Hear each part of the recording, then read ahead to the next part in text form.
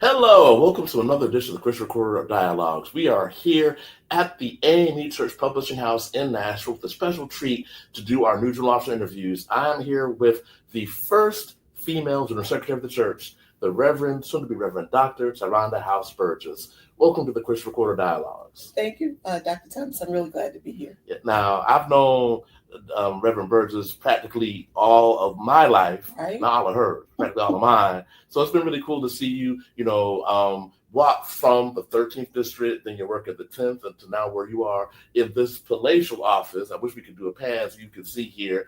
And of course, we have the photos of General Secretaries past, of which hers will soon be up there. And because she's the present one. So let's go ahead and get into our conversation. All right, sounds good.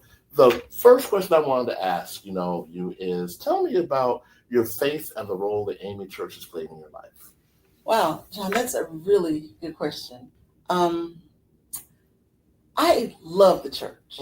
I've always loved the church. As a kid, I always loved being in church, always enjoyed Sunday school and vacation Bible school and any opportunity to physically be in the building. Mm-hmm. So I love that the church taught me things. It taught me about Jesus. It taught me about how big our God was, how great our God was. And I enjoyed the fact that I had such a big God on my side, that God was concerned about me and that God loved me and that God would take care of me. And I learned that in the church. And so I remember my Sunday school teacher coming to me and saying, "Do you know who Jesus is?" And I said, "Yeah, Jesus is the Son of God, just like I'm God's daughter." And she said, "Do you know what he did for you?" "Yeah, he died for me." I'm like 8 years old. "He died for me." "Why did he die for you?" "Well, because when I mess up, he wants to forgive me for that. And so he died for me." And she said, "Is he still dead?" "No, he's not." "Where is he?" "He's in my heart." I remember saying, "He's in my heart." And she said, "Because you believe that and you know that, you're saved. And when you're ready, you need to come down and tell Pastor that you're saved." Wow. And so, I don't know, it took me a few years to get ready to come down and tell Pastor that I was saved. But I remember the Sunday so clearly. The invitation was going on and the song was, "I Will Trust in the Lord." I will trust in the Lord. And the song was going on. I can still hear it now. And I'm sitting there fleecing God because I know God is pulling me to come down and acknowledge this relationship. And so I'm fleecing God because I said, "Tell somebody else to go first, God." So Johnny goes running down the aisle. Johnny McClain, he's a real guy. He goes running down the aisle. And he said, I was like, Johnny was going anyway. Okay, I need somebody else to go. And it needs to be a girl. And Valencia steps out and she runs down the aisle and is crying for this. And I was like, okay, I can't even do this anymore. So I jump up and start going down the aisle. And my brother runs up behind me and he says, "I was waiting on you." And so all four of us accepted Christ that day, candidates for baptism, and joined the church. Just because I enjoyed being in church. Church had an atmosphere that introduced me to Christ. And so my faith was built just because I loved being in the building. And you taught me something while I was in the building. So. Wow. That's important. The teaching ministry, and I know we've talked about how the work that our colleagues are doing, like Beelan and Garland, appears regarding spiritual formation, teaching, helping people to tell the stories of their faith. That was impactful. Wow. We learned so many things doing these interviews. So, but you didn't jump from being a newly baptized person to taking up a ministerial career. And I know there's a lot from there to here. So tell us, about Reverend Burgess before she was Reverend Burgess, and then what led you to become Reverend Burgess. So again, stories and just experiences inside of the physical church building. I went away to college to Middle Tennessee State University, which is in Murfreesboro. And First and National, that really is going away. Yeah, that's a totally different place. It's a whole different place. Whole different place. Which is actually where my father is from. His family is in that area. But I went away to school and I attended Allen Chapel AME Church there. Reverend Edward Lee Thompson was my pastor during that time at Allen. And I remember during a Lenten season going to church, and Reverend Thompson made Lent so simple.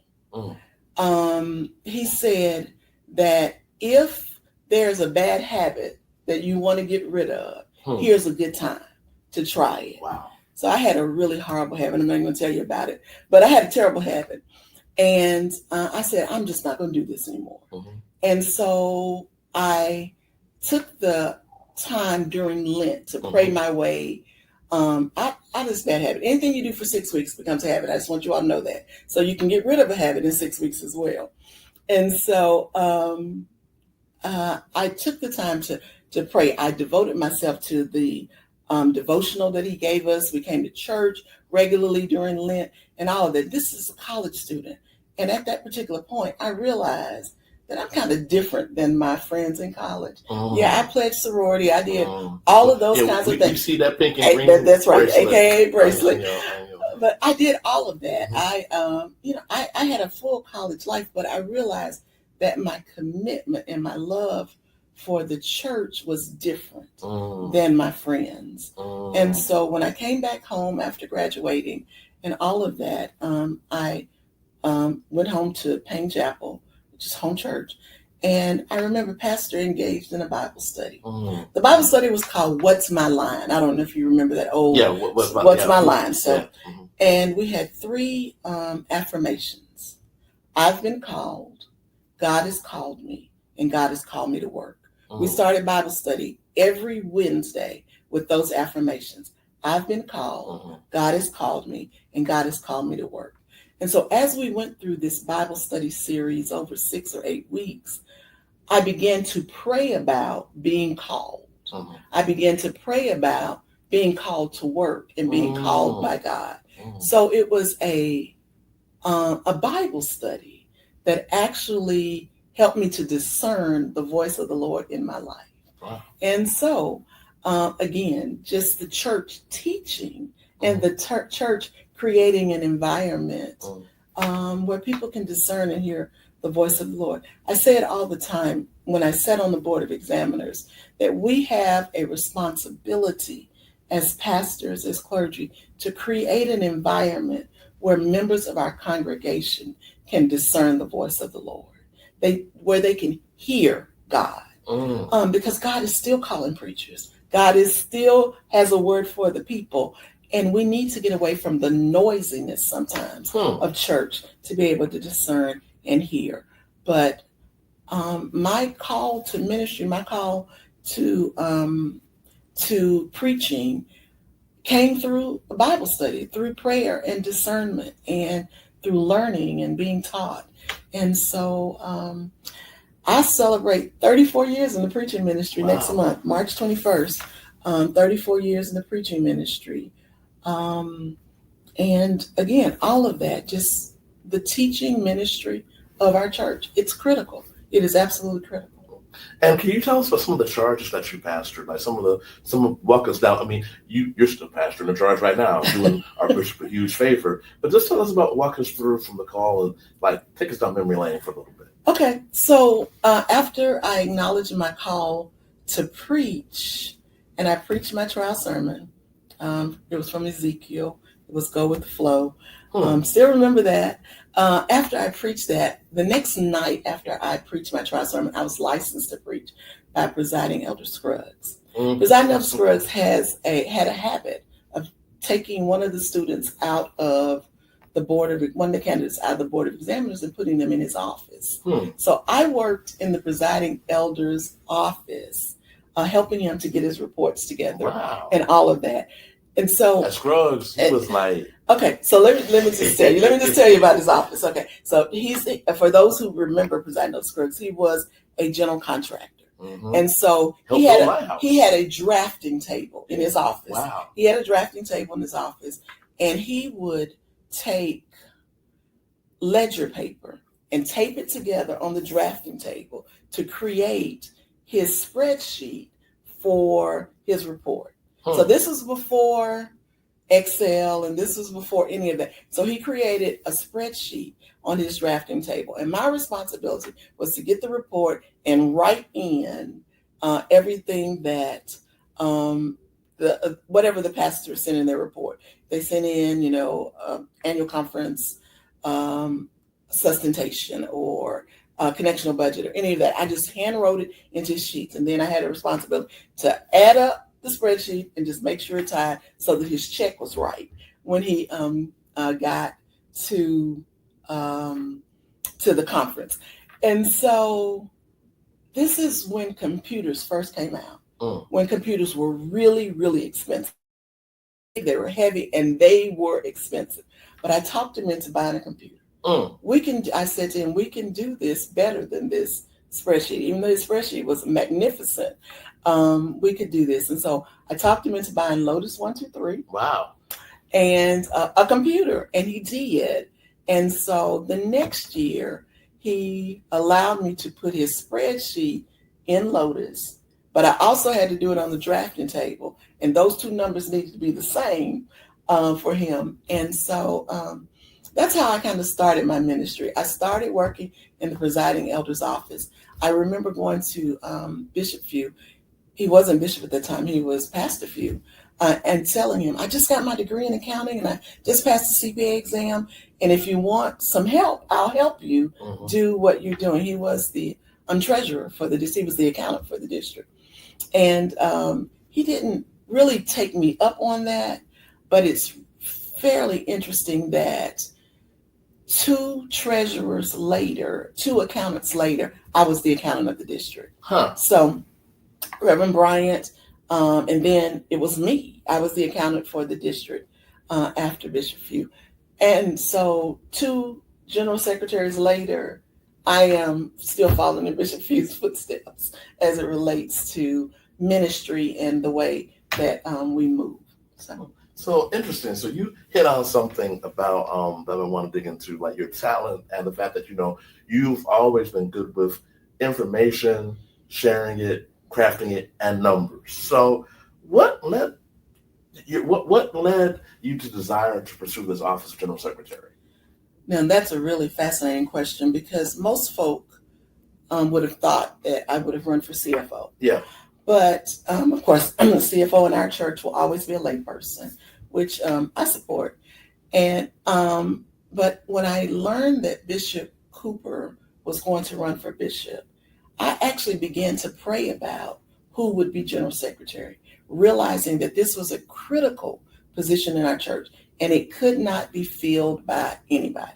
It had to have someone that had a skill set that was detail oriented, sober minded in judgment, and all of that. And so I talked to a couple of friends. Talked to my husband about it, and prayed about it and realized that I could do this. I could do this. If God said so, I could certainly do it. One of my desires always from day one when I graduated from college was to serve my church, was to utilize the skills and my background to serve our church. And it didn't matter what capacity. That's why I've been district administrator for the 13th. I was district administrator for the 10th. Because I had a skill set that worked in administration. And so after prayer and consultation, I decided to run for general secretary because I knew that the church needed a good general secretary. And during the campaign season, developed phenomenal relationships with the gentlemen that were running against me, realized that any one of us would have been a great general secretary. But I'm glad that God and the people saw fit to elect me to the position. There's something that you said in your first meeting to the general board that really struck me when you were in your first commission meeting. You said, this commission, all general officers we report through commissions, and you report through the Commission on Statistics and Finance. And you said, I'm here to bring the statistics to statistics and finance. And it has really struck me, the amount of data. I used to sit in Bishop Few's office and then Bishop Cooper's office sometimes when I was back home, just, chat around, but seeing the vast amounts of data that go through there, the vast amounts of information, and to top it all off, like I said, you are also the church's chief disciplinarian. You're the one who is the one that is charged with, making sure the discipline is followed at the connection level. And it's just interesting, like from your finance background, and again, transparency, I was like, she got a CPA, but you reminded me in that meeting, statistics is a part of this office. And if we're going to do anything with this nomination, we have to know the numbers. So let me tell you about my doctoral project. Yeah. It is on data-driven ministry. Actually, it's looking at the stats and data and making ministerial decisions based on the numbers. Our church has a gloried past. We have a glorious past, glorious history, and we continue to quote numbers from our glory days. And we make decisions based on those numbers. Connectional budget is based on numbers that may or may not be accurate. We can make better decisions if we have better information. And so actually my goal in this quadrennium is to actually create a connectional census where we count every AME. I think I shared that with you guys at the General Officers Retreat, that I want us to count every AME because every AME counts. And that we actually get a good sense of who considers himself a member of the AME church and the gifts and the talents that they bring to bear in ministry. And so that is my goal here. That's also my doctoral project as well, is taking data and to help us see how we can make better decisions about that. Let's figure out where the church is growing. Let's figure out where we need to shore up resources. Again, I learned who God was in the AME church. Are we teaching God anymore? And so, but let's figure out what we need to do to move our church forward, but let's use statistical information for that. Stats and Finance has been without statistics for a minute that have been accurate and up to date. And so, that's my doctoral project, and that is my work for the next quadrennium. That's good. And, just to say, the elephant in the room is, well, if these numbers come in, why aren't they being shared? And I guess, one of the things that sometimes we're scared of what the number may be, because you can't do anything until you know the number. So let me tell you why I think this is the perfect time for us to get the numbers right. Over 90% of our bishops took a new appointment, which says they're not vested in the numbers that have been reported previously. This is a great opportunity to stop and say, let's do a real true count here so that we can see how effective our ministry is. I think the only bishop that is in the same place that they were last quadrennium is Bishop Kawimbi. And everybody else is somewhere different. Either you're a new bishop or you've been moved someplace else. And so we're not vested yet in those numbers. And so next year, if we have a huge difference, people are vested in the numbers they reported this year. This is the perfect opportunity to update our information, to update our data before people get vested in those numbers. Because one thing, and I've talked about this, there are people outside our church are estimating our numbers. Like, we think just because we don't talk about it that people aren't. Like, there are the American Research Atlas, it's the Atlas of American Religion. They have a methodology where they estimate how many AMEs we have. I talked to the guy. He's like, yeah, I can tell you have this many people. And I was like, how? And then he walked me through the methodology. I was like, whoa. But it's always better when internally, and so we have to be honest with ourselves and do this. So the Bonner Foundation says that the average gift on any Sunday from any individual, the average gift is $20. $20. So essentially, that's about $1,000 a year from any individual. Show me what your giving is, and I'll tell you how many members you have. I can tell you how many active members you have by the funds that you report in giving. And I am rarely wrong when I say you have an active. You show up with $20,000. You have an active congregation of 20 members, and people are looking at me like, yeah, your roll says 56, but you actually show revenue for 20 members. Yeah, so we can continue to fool ourselves into thinking that there are a couple of million members of the church, but the total funds raised don't indicate that. Again, we can make better decisions if we look at the data and look at the numbers.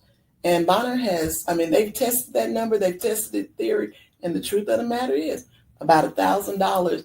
And there are those of us who are tithers, and the church requires us that we be tithers. There are those of us who are tithers. It's in the discipline. But it's in the discipline. It's in the discipline. But the average gift is $20 a week.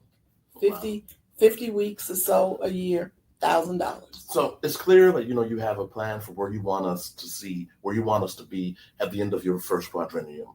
Let's shift tack a little bit and talk about Reverend Burgess, the person. Tell us about your family. Wow. Okay. So the men in my life. Because I should say yes. Well, the day before we recorded this, you were with your dad for his birthday, so I got to hear about that one. Yeah. Tell me about this other stuff. So the men in my life. My mom passed away in 2001, and she left all of these men in my life. So my dad, who just had a birthday at the end of January, and he is the center of my attention right now as he continues to age and as he continues to he's very healthy, thriving. So my dad, who brought me to the AME Church, by the way, my dad is the one that brought our family to the AME Church. My mother grew up at CME Church, and my dad brought us to the AME Church. And so me following along behind my dad is how I actually got into the AME Church. But my father still alive here, living in Tennessee. I have two brothers. Okay. Both of them are preachers. All three of my dad's kids are preachers. Wow. And so my brother pastors a Baptist church down in Dixon County in Tennessee. He went to a Baptist seminary. They stole him, and he, is in the Baptist church. And my other brother ordained, serving in another Baptist church here. And then my husband, Lish Burgess, who is a pastor still pastoring in the 10th district in Texas. Lish and I we'll be married 25 years. Wow. Coming up in July. I remember when that wedding happened too. I remember that. July 1st, 2020. So that was 2000, July 1st, 2000. But so Lish and I married in 2000. And one of the benefits and privileges of that marriage were two young adult sons who were college age, who I've been had the privilege of seeing them grow into manhood and be excellent husbands and fathers to their children. And so we have 5 beautiful grandchildren. And so those are the men in my life. I'm grateful to my brothers and my sons who had daughters to help bring to balance out the male-female ratio in the family. But we are still overwhelmed with men in my life. But that's my immediate family. My husband and I walk together in ministry, and we share ministry together. We've pastored together when we were in Waxahachie at Joshua Chapel. We pastored that church together, and then he took an appointment in Cleburne, and I stayed in Waxahachie. I think you asked me about the the churches that I've pastored. My husband has been with me at every church that I've pastored. He did receive an appointment to Joshua Chapel in Waxahachie. So we've pastored in the Tennessee Conference. We're at Jones Chapel in Mount Pleasant. We were at Allen Bethel in Lewisburg, Shorter Chapel in Franklin, Howse Community here in Nashville. And then we moved to Texas, Joshua Chapel, and I pastored Joshua and Brown Chapel at the same time. Wow. That was a partnership trying to assess the needs of Brown. And then I became a presiding elder. And as a presiding elder, I would held a number of my pulpits until we were able to get a good pastor there. And you know, it's interesting, you having the experience as presiding elder, going back to the role you're in now, like that's also an opportunity for you to have seen the church in a different space and a different area. I don't think we've had a presiding elder be a general secretary. It's been if we've ever had one be a general secretary, but I do know that both your immediate predecessors, they may not have been elders, but they definitely had a good, deep knowledge of their conferences. So. Absolutely. And I think the benefit of being a presiding elder in this role as general secretary is that the presiding elder is responsible for getting the statistics, the data, and all of that. And so, I enjoyed being a presiding elder for the 3.5 years that I served. So, you know, as general officer, one of the things you get to do is to look at the connection as a whole. You know, you're not beholden to any Episcopal district. So what are some of the biggest opportunities you see for us? We just had our connectional theme unveiled, Revive Us Again. What are some of the opportunities you see for us in this quadrennium?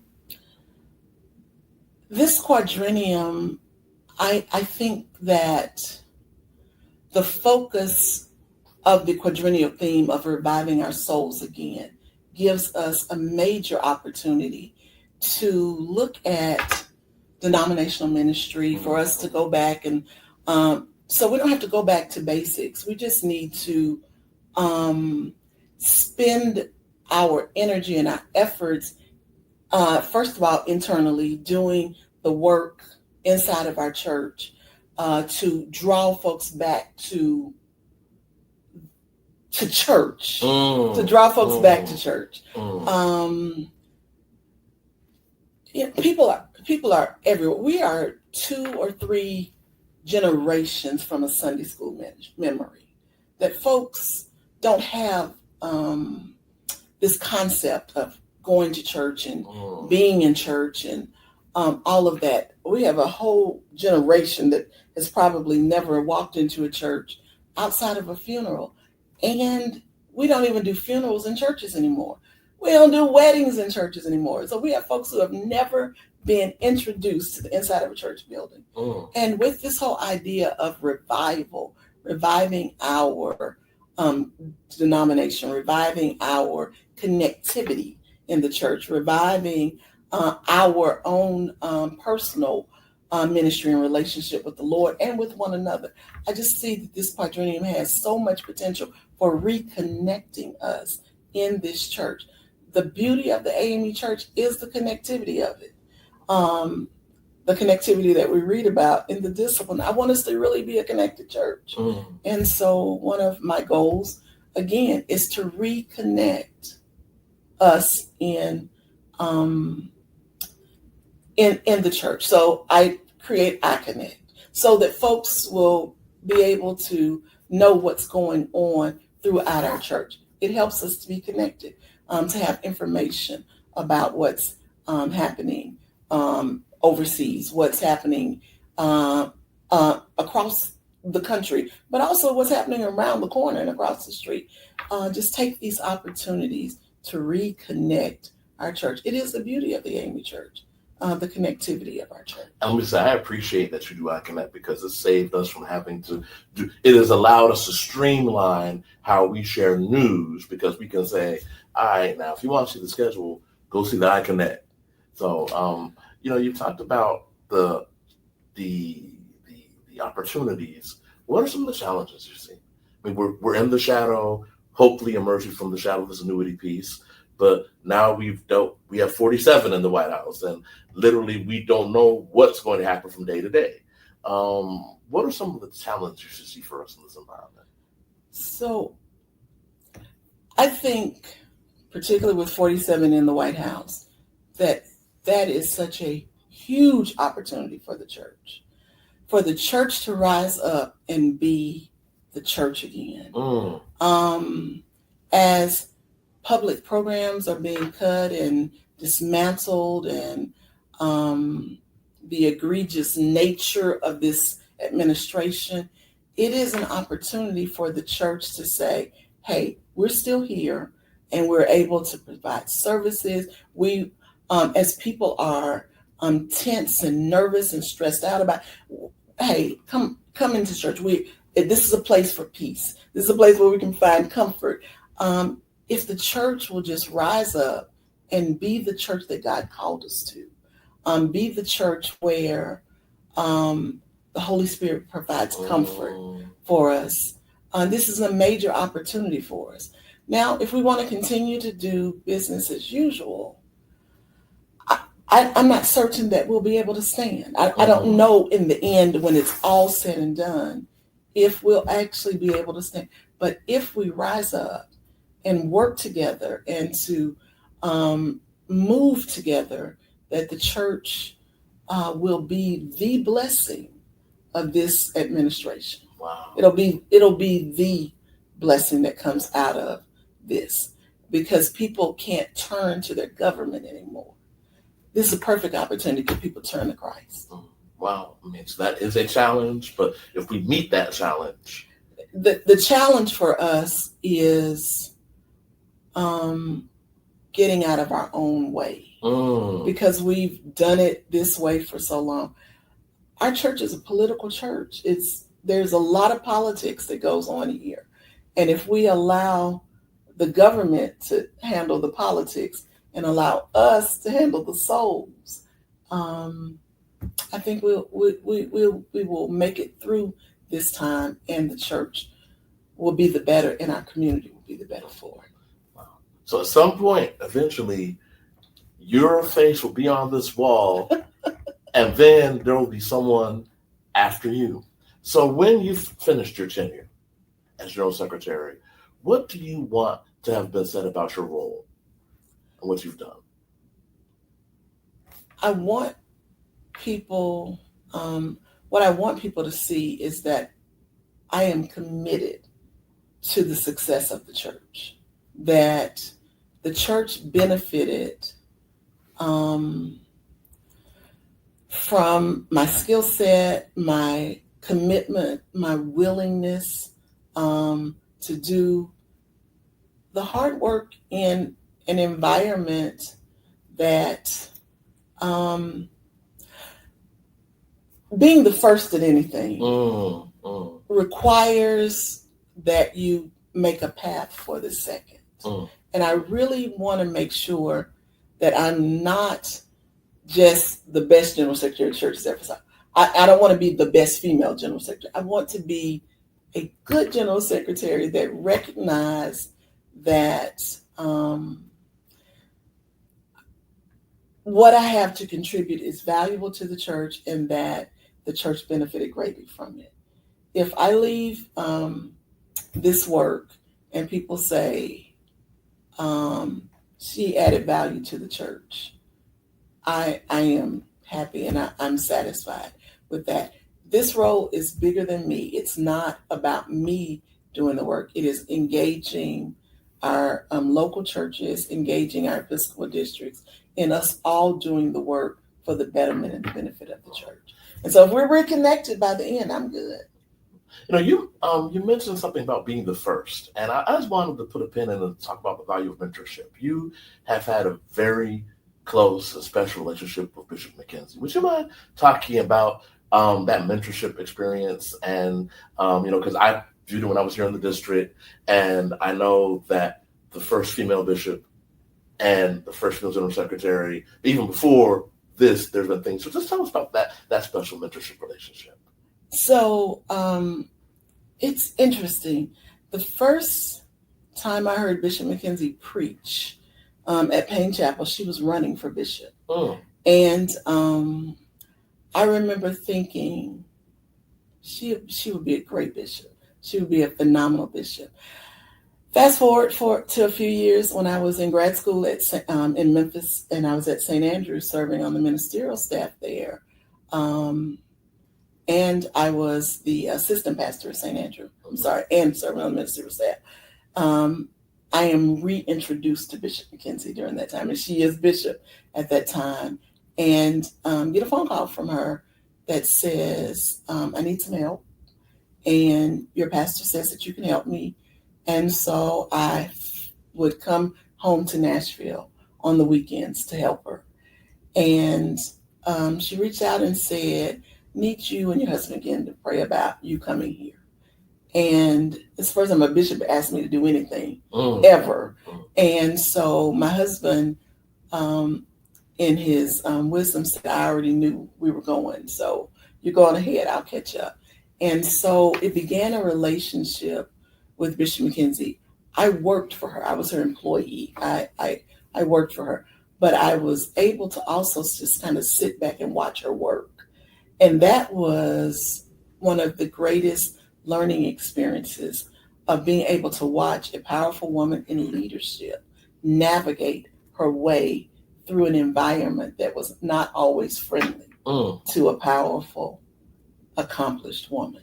Bishop McKenzie brought great skills and talents, a great background to her role in the episcopacy, and she brought notoriety to the AME Church.